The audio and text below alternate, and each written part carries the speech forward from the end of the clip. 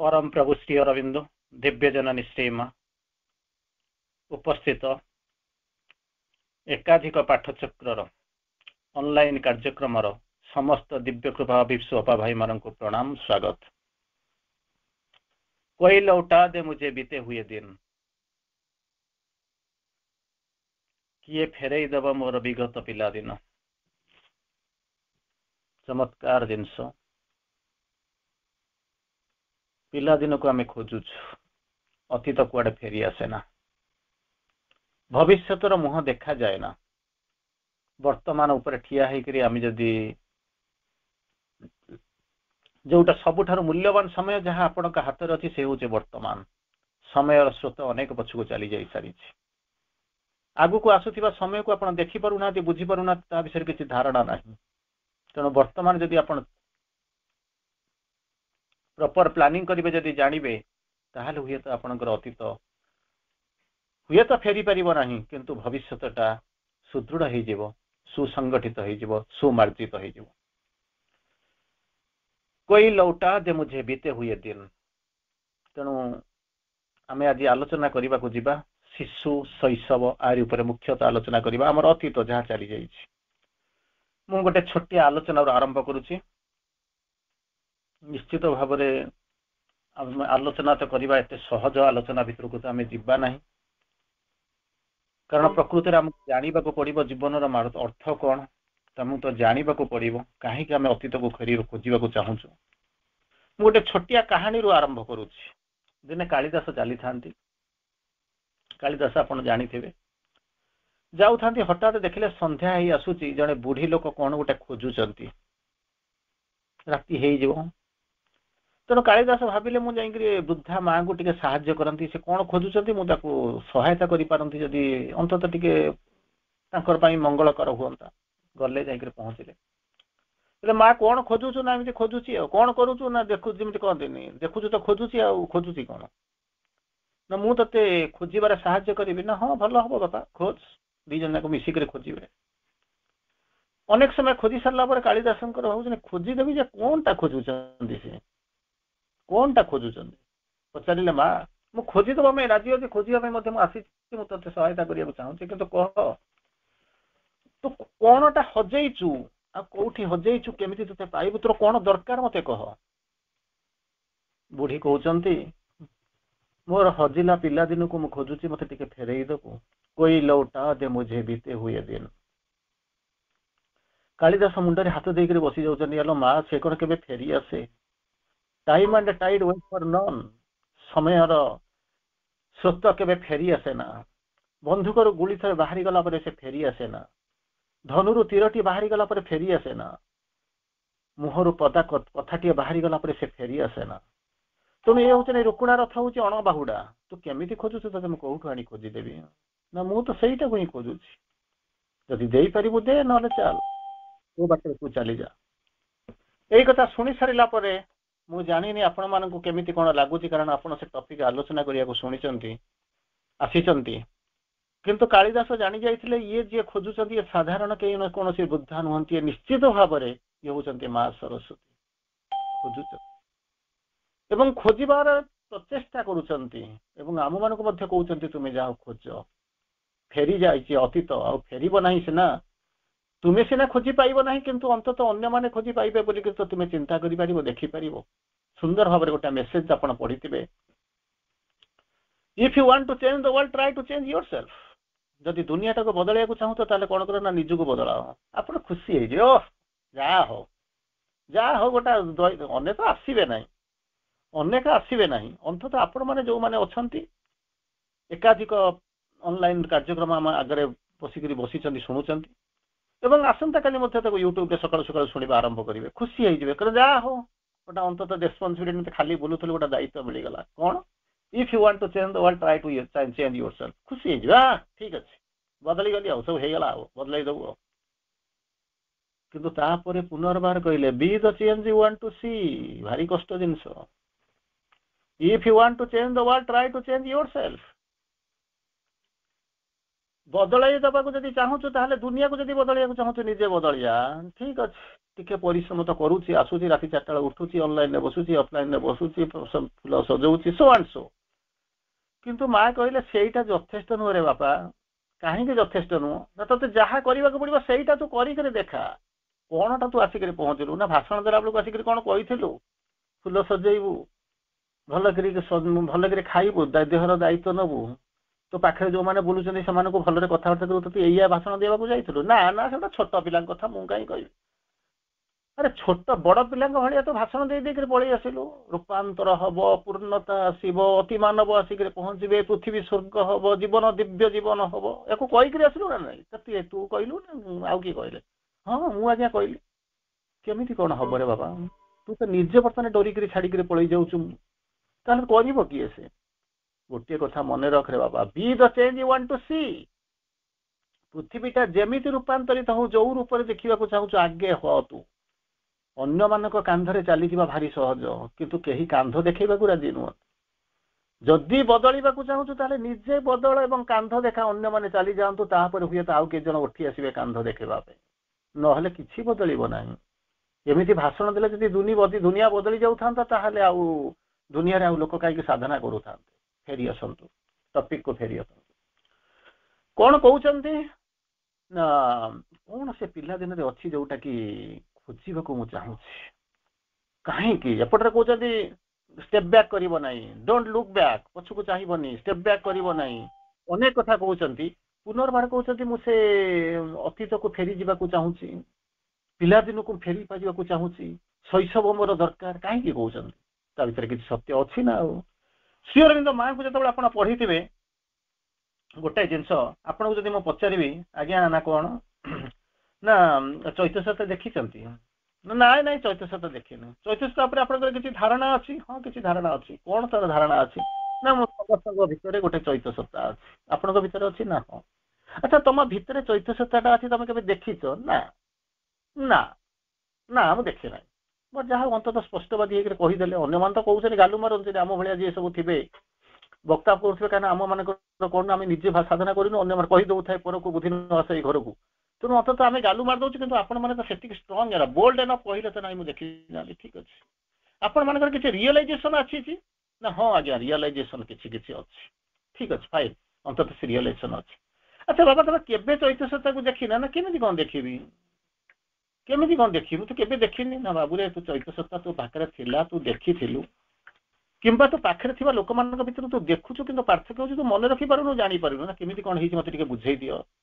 ना जन्म हो छोटिया पिलाटे हो माँ कूल शही देखीचु ना हाँ एमती पिला मोर भी मुझे दिने पिला थी सास भी कवि बहुत मुझे पिला थी बालुत काल मोर थिला मुझे खेलुली मुझे मोर पिला को देखी मुझे चारिपटे देखी निजर पिला को देखी जहाँ जो मैंने सब अच्छा कहार पुओ नाती अणनाती झी एम सब देखी ना अच्छा बापा सहित मिसी थी ना हाँ मुझे मिसी आखि की देखी यू पाठ आरंभ है बाबारे आखि की देखीचु ना हाँ आखिटा कार ना कि आखिटा को देखी ना कौन देखीचु ना जहाँ देखी ना ना तू से कथा देखिनु जब देखी था तो आज पई न था चैतसत्ता को देखी ना आखिटा केते चिकचिक करुथिबो देखु तो चिकचिक करुथिबो जाजल्यमान आखि देखुथिबो कारण ता पछरे कारण कौन ना पिला मानक भितर चैतसत्ता भेरी प्रमिनेंट होकर रही था अच्छा से पिला तो मु दिने थी ना कौन ना हाँ अच्छा तू जब से पिला जब से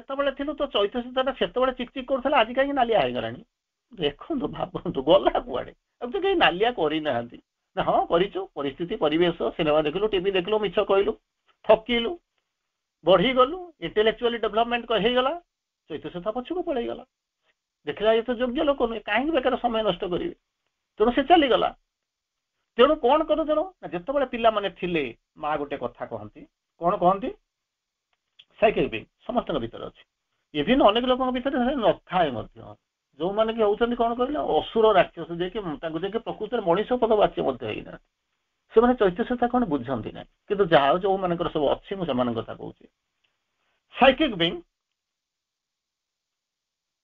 प्लांट मान भितर कनसीयस न थाए वृक्षलता थाए किंतु कनसीयस न था जो एनिमल लेवल को आसती begin to be conscious begin to be conscious, ସଚେତନ ହେବା ପାଇଁ ସେମାନେ ଆରମ୍ଭ କରନ୍ତି। କିନ୍ତୁ ସବୁଠାରୁ ସଚେତନ ଅବସ୍ଥାରେ କିଏ କୋଉଠି ଥାନ୍ତି ନା ପିଲାଙ୍କ ପାଖରେ। In children very much conscious, very much conscious. କେବେ ମିଛ କହନ୍ତିନି, କେବେ କାହାକୁ ଠକନ୍ତିନି, କେବେ କିଛି ଲୁଚାନ୍ତି ନାହିଁ, କେବେ ପରିସ୍ଥିତିରୁ ଯାଇକି ଭାଗି ଯାଆନ୍ତିନି, କାହାକୁ ଠକି ଦିଅନ୍ତି ନାହିଁ। ଭେରି ମଚ୍ କନସିୟସ୍ ଚୈତ୍ୟ ସତ୍ତା।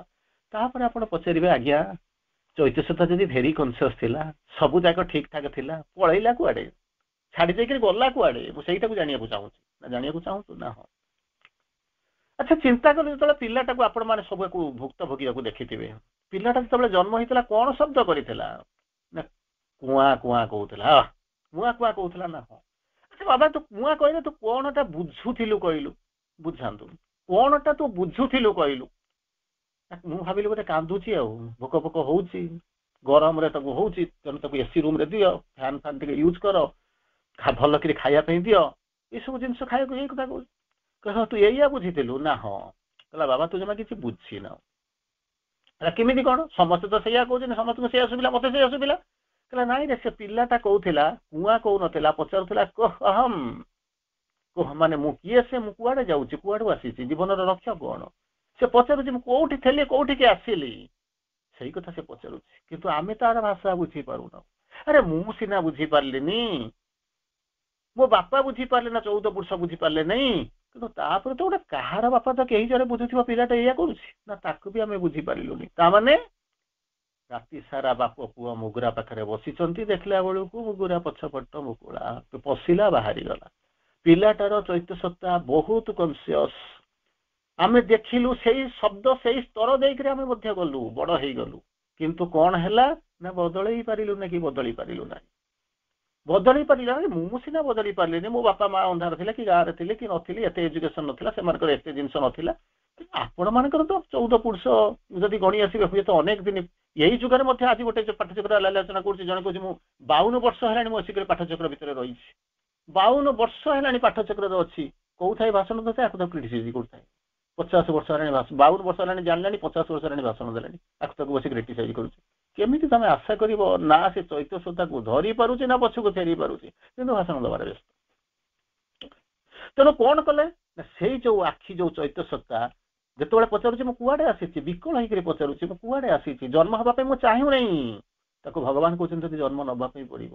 କାରଣ ଆମର ମଣିଷର ଗୋଟେ ସଂଜ୍ଞା ହଉଛି କଣ ନା, ଯାହାକୁ କହନ୍ତି we are the deputed selves of the infinity, deputed selves of the infinity। ଯୋଉମାନଙ୍କର ଏଫିସିଏନ୍ସି ଥାଏ, ଭଲ କ୍ୟାରିୟର ଥାଏ, ତାକୁ କଣ କରାଯାଏ ନା ତାଙ୍କୁ ଡେପୁଟେସନରେ ପଠାଯାଏ। ଡେପୁଟେସନରେ ଗଲେ ଭଲ ଜିନିଷ ବୋଲି ଆପଣଙ୍କୁ ସବୁ ପ୍ରକାର ଫ୍ରିଡମ ଦିଆହେଲା, ସବୁ ପ୍ରକାର ସୁବିଧା ଦିଆହେଲା, ଆସିଲା ବେଳକୁ ଶୋଇ ଶୋଇକିରି ଆସିଲେ, କିଛି କରିପାରିଲେନି। ଚିନ୍ତା କରି ଦେଖନ୍ତୁ, ଗଭର୍ଣ୍ଣମେଣ୍ଟ ଆପଣଙ୍କୁ ପ୍ରମୋସନ ଦବ ନା ଚାକିରି, ପେନସନ ବନ୍ଦ କରି ଆପଣଙ୍କୁ ଚାକିରିରୁ ବାହାର କରିଦବ? ଏଫିସିଏନ୍ସି ଥିଲା ବୋଲି କି ଏଇସବୁ ଜିନିଷ ହେଇଥିଲା। ଏଫିସିଏନ୍ସି ଥିଲା ବୋଲି we are the deputed selves of the infinity। ତେଣୁ ମରିଗଲା ପରେ ଅନେକ ସତ୍ତା କେବେ କୁଆଡେ କୁଆଡେ ହଜିଛନ୍ତି, କେତେ ଅପେକ୍ଷା କରିଛନ୍ତି ତାହା କହିବନି, କିଏ ଭାଇଟାଲ ଲେବୁଲ ଅଛି ତାହା ବି କହିପାରିବେନି। କିନ୍ତୁ ଆମମାନଙ୍କୁ ପଠେଇ ଦିଆଯାଇଛି ପୁନର୍ଜନ୍ମ ଆସିକରି କଣ କରିବ ନା, ଆକ୍ସିଲରେଟ କରିବ ଇଭଲ୍ୟୁସନକୁ, ଆଗକୁ ନବ, କ୍ୟାରି ଫରୱାର୍ଡ କରିବ। ସେଇଥିପାଇଁ ତମକୁ ଆସି ପଠା ହେଲା। କିନ୍ତୁ ଏଠି ଆସିକରି କଣ କଲୁ ନା, ଖାଇ ପିଇକିରି ଆରାମରେ ରହିଗଲୁ। ସେଇ ଯୋଉ ଚୈତ୍ୟ ସତ୍ତା କଥା କୁହାଯାଉଥିଲା, କଣ ହେଲା ନା ତଥାପି ମଧ୍ୟ ଆଉ ଟିକେ ରହିଲା, ସମ୍ପୂର୍ଣ୍ଣ ଚାଲିଗଲା ନାହିଁ। ଯେତେବେଳେ ପିଲାଟାକୁ ଯେତେବେଳେ ଥିବ, ତାର କିଛି ଅସୁବିଧା ନଥିବ, ତେଣୁ ଯେତେବେଳେ ଗଢିବା, ଆପଣ ମାନେ କଣ କଲେ, ପିଲାଙ୍କୁ ବାଡେଇବା ଆରମ୍ଭ କଲେ, ମାରିବା ଆରମ୍ଭ କଲେ, ଗାଳି ଦେବା ଆରମ୍ଭ କଲେ। ମା କହିଲେ, ସୁନ୍ଦର ଭାବରେ ମା କହୁଛନ୍ତି କଣ, for God sake don't hammer your child. ଭଗବାନଙ୍କ ଦ୍ୱାହି ଦେଇକରି ପିଲାଙ୍କୁ ମାର ନାହିଁ, କାରଣ ମାରିଲେ କଣ ହବ ନା, ସେ ଫ୍ରି ଗ୍ରୋଥ ବନ୍ଦ ହେଇଯିବ, ଫ୍ରି ଗ୍ରୋଥ ତାଙ୍କର ବନ୍ଦ ହେଇଯିବ। ତେଣୁ କଣ କରିବ ନା, ମାର ନାହିଁ, ପିଟା ପିଟି କର ନାହିଁ। ଆପଣ ମାରନ୍ତି, ପିଟି ପକାନ୍ତି, ପିଟି ପକେଇଲେ କଣ ହବ ନା, ସିଏ କାହିଁକି ଗଲା? ଗୋଟେ ପିତା, ଆମର ଧୈର୍ଯ୍ୟ ନାହିଁ। ଆମର ସମସ୍ୟା ହଉଛି କଣ, ଆମର ଧୈର୍ଯ୍ୟ ନାହିଁ। ତେଣୁ ଆମେ କଣ କରୁଛୁ ନା, ପିଲାଙ୍କୁ କଣ କରୁଛୁ, ସେମାନେ ଯଦି କୋଶ୍ଚିନ୍ ପଚାରୁଛନ୍ତି, ତା କୋଶ୍ଚିନ୍ ଆମକୁ ଅଫେଣ୍ଡେଡ୍ ଲାଗୁଛି, ଆମେ ତାକୁ ବାଡେଇ ପକଉଛୁ, ମାରି ପକଉଛୁ। କିନ୍ତୁ ମାରିବ ନାହିଁ, ଫ୍ରି ଗ୍ରୋଥ ବନ୍ଦ ହେଇଯିବ। ଗୋଟେ ଗୋଟେ ସମୟରେ ଆମେ କଣ କରୁଛୁ, ତାକୁ for God sake don't hammer your child, ମାର ନାହିଁ। କିନ୍ତୁ ମା କହୁଛନ୍ତି ଅଧିକାଂଶ କ୍ଷେତ୍ରରେ ପିଲାମାନେ ଯଦି ଖରାପ ହେଇଥାଏ, ସେଥିପାଇଁ ପିଲାମାନେ ଦାୟୀ ନୁହନ୍ତି, ତାଙ୍କର ମା ବାପା ହଉଛନ୍ତି ଦାୟୀ। କାରଣ ସବକନସିୟସ୍ ଲେବୁଲରେ ସେମାନେ ଥାଆନ୍ତି, ସେମାନେ ସବୁ ଯାହା ଭୁଲ କରନ୍ତି ସେମାନେ ବୁଝନ୍ତି ନାହିଁ, ତାଙ୍କର ଭୁଲ ପାଇଁ ଅନ୍ୟମାନେ ଭୋଗନ୍ତି। ଗୋଟେ ଏକ୍ସାମ୍ପଲ ଦଉଛି, ଆପଣମାନେ ବୁଝିଦେବେ। ପେପରରେ ବାହାରିଥିଲା କିଛି ବର୍ଷ ପୂର୍ବରୁ ବାହାରିଥିଲା, କଣ ହେଇଛି ନା ଗୋଟେ ପିଲାଟେ ଛୋଟ ପିଲାଟେ ସ୍କୁଲ କଣ ଏ ଛୋଟ ପିଲା ପଢୁଥିଲା ସେ କଣ କରୁଛି ତାର ଯୋଉ ମିସ୍ ଥିଲା ତା ମ୍ୟାଡାମକୁ କଣ କରୁଛି ଆଖି ମାରି ଦେଇଛି। ଆଖି ମାରିବା କଥା ଜାଣିଥିବେ ଏଇଟା କିଛି ବଡ କଥା ନୁହେଁ ଆଖି ମାରି ଦେଇଛି। ସେଠୁ ସେ ମ୍ୟାଡାମକୁ ଭାରି ବାଧି ଯାଇଛି। ଅବିବାହିତ ସ୍ପିନଷ୍ଟର ବାହା ହେଇ ନଥିଲା। ସେ ସାଙ୍ଗେ ସାଙ୍ଗେ ଯାଇ ପ୍ରିନ୍ସିପାଲକୁ କମ୍ପ୍ଲେନ କରିଦେଲା। ପ୍ରିନ୍ସିପାଲ ଶୁଣିଲା ଡାକିଲା ଡାକିକି ସେଠୁ କଣ କଲା ତା ବାପାକୁ ଡାକିଲା ତାକୁ କହିଲା ତୁ ରଷ୍ଟିକେଟ କରିଦେଲୁ ତୁ ପିଲାକୁ ନେଇକିରି ପଳେଇ ଯା। ବାପାର ବର୍ତ୍ତମାନ ଯେତେ ବୁଝେଇବାକୁ ଚେଷ୍ଟା କଲା କିଛି ବୁଝିଲାନି କିଛି ବୁଝିଲାନି। ତେଣୁ ପିଲାଟାକୁ ଯେତେବେଳେ ନେଇଗଲା ସେଠୁ ପିଲାଟା କଣ କରୁଛି ତାକୁ ତ ଭଲ ଲାଗୁନି ଭଲ ସ୍କୁଲରେ ପଢୁଥିଲା ହଠାତ୍ କାହିଁ ବାହାର କରିଦେଲା ପିଲା କିଛି ବୁଝିପାରୁନି। ବାପା ସହିତ ତାଙ୍କର କଥାବାର୍ତ୍ତା କରି ବାପା ଜାଣି ସାରିଲାନି ରିଜିନ ହଉଛି କଣ ନା ପିଲାଟାକୁ ଆଖି ମାରି ଦେଇଛି। ତେଣୁ ବାପା କହୁଛି ଆଜି ଯିବି ଘରେ ଯାଇକି ତାକୁ ପିଟାପିଟି କରିବି। ଇଏ କିଛି ପିଲା ନ ବୁଝି ପାରିକି ପିଲାଟା ଯାଇକି ପଚାରୁଛି ହ୍ୱାଟ ଫଲ୍ଟ ଆଇ ହାଭ୍ ମୋର କଣ ଭୁଲ ହେଲା ଆପଣ ମତେ କଲେଜ ସ୍କୁଲ ବାହାର କରିଦଉଛନ୍ତି ମା ମତେ ରାଗୁଛନ୍ତି ମତେ ପନିଶମେଣ୍ଟ ମିଳୁଛି ପୁଣି ବାପା କହୁଛନ୍ତି ଘରେ ଯାଇକି ବାହାରିବେ ତାଙ୍କର ମାନ ସମ୍ମାନ ଇଜ୍ଜତ ଗଲା ପ୍ରୋବ୍ଲେମଟା କୋଉଠି ହେଲା ଯୋଉଥିପାଇଁ କି ମତେ କଣ କଲେ ଏମିତି ଘରୁ ବାହାର କରିଦଉଛ। ତାପରେ ଜଣା ପଡୁ ହେଲା କଣ ନା ତୁ ତୋ ମାମକୁ ଆଖି ମାରି ଦେଇଛୁ। ସେଠି ଗଲା ଏଥିରେ ବଡ କଥା କଣ ହଁ ମୁଁ କରିଛି କିଛି ଅସୁବିଧା ନାହିଁ ବଡ କଥା କଣ ନା ତୁ ଏଟା ହଉଛି ଏଠି ଯେ ମାନେ ଇଲୋଜିକାଲ ଜିନିଷ ଏଟା ଠିକ ଜିନିଷ ନୁହେଁ ତୁ କରିନୁ ଭୁଲ କାମ କରିଛୁ ଛୋଟ ପିଲାଟା ହେଇକି ତୁ ଜାଣିପାରୁନୁ। ସେଠି ଇଏ କହିଲା ଆଜ୍ଞା ଏଥିରେ ତ ମୋର କିଛି ଭୁଲ ନାହିଁ। କହିଲା ମାନେ ତୋର କିଛି ଭୁଲ ନାହିଁ ମାନେ ତୁ ଆଖି ମାରିଛୁ ଭୁଲ ନାହିଁ କେମିତି? କହିଲା ଆଜ୍ଞା ଯୋଉଦିନ ବାପା ଯେତେବେଳେ ଅଫିସ ଯାଆନ୍ତି ଗାଡି ଷ୍ଟାର୍ଟ କରନ୍ତି ସେତେବେଳେ ମା ଯାଆନ୍ତି ମୁଁ ମାଙ୍କ ପାଖରେ ଠିଆ ହେଇଥାଏ ଆମେ ତଳେ ଠିଆ ହେଇଥାଉ ବାପା ଯାଉଥାଏ ବାପା ତ ସବୁଦିନ ମାକୁ ଆଖି ମାରିକି ଯାଆନ୍ତି ବାଇ ବାଇ କରିକି ଯାଆନ୍ତି ମା ତ କାହିଁକି ରଷ୍ଟିକେଟ କରିଦିଏ ନା କି ତାକୁ କାହା ପନିଶମେଣ୍ଟ ମିଳେ ନା। ତେଣୁ ମୁଁ କରିଦେଲି ସେଥିରେ ଭୁଲ କୋଉଠି ରହିଲା ଚିନ୍ତା କରି ଦେଖନ୍ତୁ। How to build up your child କେମିତି ମୁଁ ତାକୁ ଗଢେଇବି ମୁଁ ଜାଣିନି କିନ୍ତୁ କରିସାରିଛି। ବର୍ତ୍ତମାନ ପ୍ରୋବ୍ଲେମ କଣ ହେଇଛି ବାପା ମାଙ୍କର ପ୍ରୋବ୍ଲେମ ଯୋଗୁଁ ବର୍ତ୍ତମାନ କିଏ ଭୋଗୁଛି ନା ପିଲାମାନେ ଭୋଗୁଛି। ତାର ପରବର୍ତ୍ତୀ ଅବସ୍ଥାକୁ ଯାଆନ୍ତୁ ପିଲାଟା କଣ କରୁଛି ନା ଯେତେବେଳେ ଯେତେବେଳେ ଆପଣମାନେ କମ୍ପ୍ଲେନ କରନ୍ତି ପିଲାମାନେ ମୋ ଠାରୁ ଦୂରେଇ ଗଲେ ଚାଲିଗଲେ ଇଏ କଲେ ଆରେ ପିଲାମାନଙ୍କର ସେଥିରେ କଣ ଦୋଷ ଅଛି? ପିଲାଟା କହୁଛି ମୋର କଣ ଦୋଷ ଅଛି? ମାଲୋ ମତେ ତ ମା କୋଳ ସବୁବେଳେ ଭଲ ଲାଗୁଥିଲା ତେଣୁ ମୁଁ ବସିଥିଲି କିନ୍ତୁ ମା କୋଳରୁ ମତେ ମୁଁ ତଡ଼ିଲି ନା ତୁ ମତେ ନେଇକି ତଡ଼ି ଦେଇ ଆସିଲୁ। ଏବେ କିଛି ଦିନ ଗଲା ପୂର୍ବରୁ ଥରେ ମୁଁ ଯାଇକି ପାର୍କରେ ବସିଥାଏ ଦିଟା ମା ବସିଥାନ୍ତି ପିଲା ଗୁଡା କଣ କରୁଛନ୍ତି ଜଷ୍ଟ ଚାଲିବା ଶିଖୁଛନ୍ତି ଏମିତି ସବୁ ହେଇଛି ଦିଟା ଯାକ ଖେଳୁଛନ୍ତି ମା ଦିଟା ବସିକି କଥାବାର୍ତ୍ତା ହଉଛନ୍ତି ଭିନ୍ନ ଭିନ୍ନ ଜଙ୍ଗଲର ସେ ପାଖାପାଖି ଗୋଟେ ପାର୍କରେ ବସିଛନ୍ତି। ତାର ଗୋଟିଏ ମା କହୁଛି ଜାଣିଛୁ ନା କଣ ମୋ ପିଲାଟାକୁ ମୁଁ ଯାଇକି ଏଲକେଜିରେ ଆଡମିସନ କରେଇ ଦେଇ ସାରିଲିଣି। ପିଲା ଚାଲୁଛି ଠିକ ଭାବରେ କଥା କହୁନି ଆଠ ହଉଛି ଚାଲିବା ଠିଆ ହେବା ଶିଖୁଛି ମୁଁ ଏଲକେଜିରେ ତାର ଆଡମିସନ କରିଦେଲିଣି। ଆଉ ଗୋଟେ ମା କହୁଛି କଣ ଜାଣିଛୁ ନା କଣ ନା ମୁଁ ତାକୁ ଏ ଫର ଆପଲ ବି ଫର ବ୍ୟାଗ ଶିଖେଇଲେଣି। ଚିନ୍ତା କରି ଦେଖନ୍ତୁ ସେ ପିଲାଙ୍କର ଭବିଷ୍ୟତ କଣ? ଭବିଷ୍ୟତ କଣ? ଯୋଉ ବୟସରେ ପିଲା ଖେଳିବା କଥା ଆଣ୍ଠେଇଛନ୍ତି ଚାଲିବା କଥା ତାକୁ ଏ ଫର ଆପଲ ବି ଫର ବ୍ୟାଗ ଶିଖଉଛନ୍ତି। ପିଲାଟାର କଣ ଗ୍ରୋଥ ହବ କି ପ୍ରୋଗ୍ରେସ ହବ ଯୋଉମାନେ କି ସେ ପିଲା ଜନ୍ମ ହବା ସାଙ୍ଗେ ସାଙ୍ଗେ ତା ଶୈଶବକୁ ସେ ଜାଣିପାରୁନି ସେ ବରଂ ବଡ ହେଇଯିବା ଭଳିଆ ତାକୁ ପ୍ରତୀୟମାନ ହଉଛି ମୁଁ ଜାଣିପାରୁନି କୁଆଡକୁ ଯାଉଛି ନିଃଶବ୍ଦେ ଜୀବନ ସ୍ରୋତ ଧାଉଛି କିପରି ଭେଟିବାକୁ ମୃତ୍ୟୁ ସିନ୍ଧୁ କରାଳ ଲହରୀ। କଣ ହଉଛି ନା ତାର ଆଇକ୍ୟୁ ଅଛି ସେ ଡେଭଲପ କରିବ ବଢିବ। ତାକୁ ଆପଣ ଯେତେବେଳେ ଗୀତ ବୋଲନ୍ତି ଯେତେବେଳେ ଆପଣ ମାନେ କହନ୍ତି ବୀର ଯୋଦ୍ଧା କରି ଗଢି ତଳ ଆମ୍ଭ ମାନଙ୍କୁ ଆମ୍ଭେ ମାନେ ତାହା ହିଁ ହବାକୁ ଚାହୁଁ make of us hero warriors we aspire to become. କଣ କରିବାକୁ ଚାହିଁଲ ନା ବୀର ଯୋଦ୍ଧା କରି ଗଢି ତୋଳିବାକୁ ଚାହିଁଲ। ଆପଣ କଣ କଲେ ସେତେବେଳେ ପିଲାଟାକୁ ଗଢିଲେ କେମିତି ନା 24 ଘଣ୍ଟା କୂଳରେ ପୁରେଇ ଶୁଆଇଲେ। ଆରେ ବୀର ଯୋଦ୍ଧା କରି ଗଢି ତୋଳ ମାନଙ୍କୁ ଆମ ମାନଙ୍କୁ ଚାହୁଁଛୁ ସେ ପ୍ରେୟାର କରୁଛି ତମେ ତାକୁ କଣ କରୁଛ ମୋ ଘରୁ ଯିବା ଦରକାର ନା ଇଏ କରୁନା ବି ତା ପ୍ରୋଗ୍ରେସ ଟାକୁ ତମେ ବନ୍ଦ କରିଦେଲା ମା ବାପା ବନ୍ଦ କରିଦେଲେ ନା ତାର ପ୍ରୋଗ୍ରେସ ବନ୍ଦ ହେଇଗଲା। ପିଲାଟା କ୍ୱେଶ୍ଚିନ୍ ପଚାରୁଛି ବିଭିନ୍ନ ପ୍ରକାର କ୍ୱେରି ଆସୁଛି। ପିଲାଟା ବଦମାସି କରିବ ତାକୁ ଛାଡ ବଦମାସି ମାନେ ନୁହେଁ ତାକୁ ଟିକେ ତାର ଆଇକ୍ୟୁ ଡେଭଲପ ହବା ପାଇଁ ତାର କ୍ୱେରି ରହିବ କ୍ୱେଶ୍ଚିନ୍ ପଚାରିବ ସେ ପଚାରିବ କିନ୍ତୁ ଆପଣ ମାନଙ୍କର ପାଖରେ ଧୈର୍ଯ୍ୟ ନାହିଁ ତେଣୁ ଆପଣ କଣ କରନ୍ତି ତାକୁ ବାଡେଇ ଗାଳି ଦିଅନ୍ତି ଇଏ କରନ୍ତି। ମା କହୁଛନ୍ତି କେବେ never scold your child never never never scold your child ପିଲାକୁ କେବେ ବି ତମେ ଗାଳି ଦବ ନାହିଁ। Naughty boy get out go out from me I don't want to see your face ମୁଁ ତ ମୁହଁ ଦେଖିବାକୁ ଚାହୁଁନି ପଳେଇ ଯା ଇଏ କର ଏସବୁ ଜିନିଷ କେବେ ବି କରିବେ ନାହିଁ କାରଣ ପିଲାମାନଙ୍କ ଉପରେ ଗୋଟେ ନକାରାତ୍ମକ ପ୍ରଭାବ ପଡିବ। ନକାରାତ୍ମକ ପ୍ରଭାବ ପଡିବ ତାପରେ ଦେଖିବ ଯେତେବେଳେ ମା ମତେ କହୁନି ତେଣୁ କଣ କରିବି କପି କରିବା ଆରମ୍ଭ କରିବି ଲୁଚିବା ଆରମ୍ଭ କରିବି। ଯେତେବେଳେ କରୋନା ଟାଇମ ଥିଲା ଅନଲାଇନ କ୍ଲାସ ହଉଥିଲା ଆପଣ ମାନେ ଜାଣିଥିବେ ସେତେବେଳେ ପିଲାଟା କଣ କରୁଥିଲା ନା ଗୋଟେ ମୋବାଇଲ ଦିଅ ସେ ପିଲାଟା ଖେଳିବ କାରଣ ନାଚୁରାଲି ପିଲାମାନଙ୍କୁ ଆପଣଙ୍କର କଣ୍ଟ୍ରୋଲ କରିପାରୁନାହାନ୍ତି। ଯେତେବେଳେ ଖାଇବା ପାଇଁ ଦଉଛନ୍ତି ତାକୁ କଣ କରୁଛନ୍ତି ପିଲାଟାକୁ ନେଇକି ମୋବାଇଲ ଦଉଛନ୍ତି ସିଏ ତାର ମୋବାଇଲ ଦେଖୁଛନ୍ତି ଆପଣ ତାକୁ ଖୁଆଇ ଦଉଛନ୍ତି ତେଣୁ 5 ମିନିଟ ସାରିଗଲା ତେଣୁ କିନ୍ତୁ ଆପଣଙ୍କର ଧୈର୍ଯ୍ୟ ନାହିଁ ୱିଦାଉଟ୍ ମୋବାଇଲରେ ତାକୁ ଖାଇବା ପାଇଁ ଘଣ୍ଟାଟେ ଲାଗିବ ଆପଣଙ୍କର ଧୈର୍ଯ୍ୟ ନାହିଁ ତେଣୁ ମୋବାଇଲଟା ଦେଇ ଦଉଛନ୍ତି। ଆଚ୍ଛା ନିଜର ସ୍ୱାର୍ଥ ପାଇଁ ତା ହାତରେ ମୋବାଇଲ ଧରେଇଲେ ଯେତେବେଳେ ବଡ ହେଲା ସେ ମୋବାଇଲ ଧରିଲା ବୁଲିଲା ସେତେବେଳେ ଆପଣ ତାକୁ ଦୋଷ ଦଉଛନ୍ତି କେମିତି ନିଜର ଦୋଷ ଗଲା ନା କହି ଦଉଥାଏ ପରକୁ ବୁଦ୍ଧି ନ ଆସେଇ ଘରକୁ।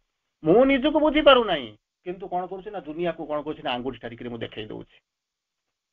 ତେଣୁ ପିଲାଟା କ'ଣ କରୁଛି ଧୀରେ ଧୀରେ ଧୀରେ ଧୀରେ କ'ଣ କରୁଛି ନା ଯୋଡ଼ାଇ ମୋବାଇଲ ଦିଏ। ନା କାହିଁକି ଯୋଡ଼ାଇ ମୋବାଇଲ ଦେବି, ଆପଣମାନେ ଖୁସି ହଉଥିବେ ମୋର ତ ପଇସା ଅଛି ତେଣୁ କ'ଣ କରି ଯୋଡ଼ାଇ ମୋବାଇଲ ଦେବି। ମା ଗୋଟେ ସୁନ୍ଦର ମେସେଜ ଦଉଛନ୍ତି, the best gift someone can give to his child to educate oneself। ମନେ କରନ୍ତୁ ପିଲାଟାର ଜନ୍ମଦିନ ହେଲା, ଆପଣ ତାକୁ କ'ଣ ଗିଫ୍ଟ ଦେବେ?